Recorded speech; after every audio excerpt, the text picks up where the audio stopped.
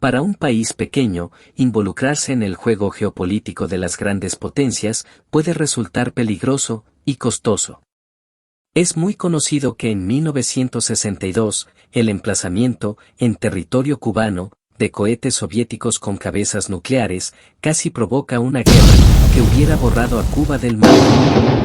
Pero 14 años después hubo otro momento crítico, que no recibió difusión, luego que Fidel Castro envió miles de soldados a Angola, para participar en la guerra civil incluida en la pugna entre Estados Unidos y la Unión Soviética. Entonces, ante la posibilidad de que las tropas cubanas invadieran, también, otros países africanos, los militares estadounidenses prepararon un plan de bombardeo, invasión y bloqueo naval a la isla, con el beneplácito del presidente Gerald Ford. Esta historia oculta te la contamos en Cuba desclasificada. Lo que Angola no enseñó a los Castro.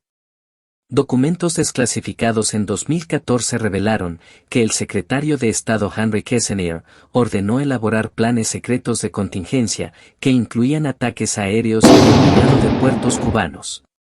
Esos planes adquirieron dimensiones potencialmente catastróficas en varias reuniones de alto nivel. En uno de esos intercambios, el 24 de marzo de 1976, Kissinger le dio al general del Estado Mayor Conjunto, George Brown, las siguientes instrucciones. Si decidimos usar el poder militar, debe tener éxito. No debe haber medidas a medias, no recibimos recompensa por usar el poder militar con moderación.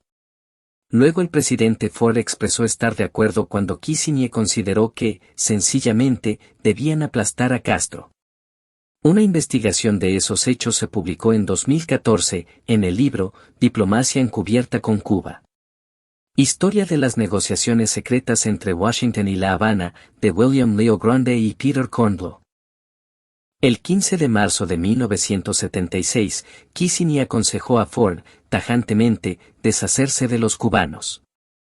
Los planes de contingencia redactados en abril de 1976 describen sanciones económicas y políticas, una cuarentena naval y ataques aéreos para destruir objetivos militares o relacionados con los militares.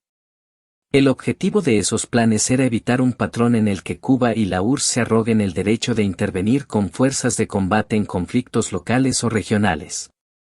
De modo que, la aventura de Angola, pudo provocar daños mayores que la pérdida de la vida de más de 3.000 cubanos y la frustración de un proceso para mejorar las relaciones entre Cuba y Estados Unidos, que se negociaba en secreto. En el momento de la publicación del libro, en 2014, los autores sugirieron que la historia del plan de contingencia era especialmente relevante para fortalecer la necesidad de un proceso de distensión, que parecían haber iniciado por Barack Obama y Raúl Castro. Casi 10 años después, vuelve a ser importante revisar la historia, debido al coqueteo militar de La Habana con rusos y chinos, que puede poner de nuevo a Cuba en medio de la confrontación de las grandes potencias. Porque, lamentablemente, algunos repiten los errores del pasado. Si quieres conocer más historias que alguna vez fueron secretas y escuchar un punto de vista diferente al oficial sobre la actualidad cubana, suscríbete al canal. Y no olvides dar un like para ayudarnos a seguir informando sobre temas que, algunos, no quieren que sepamos.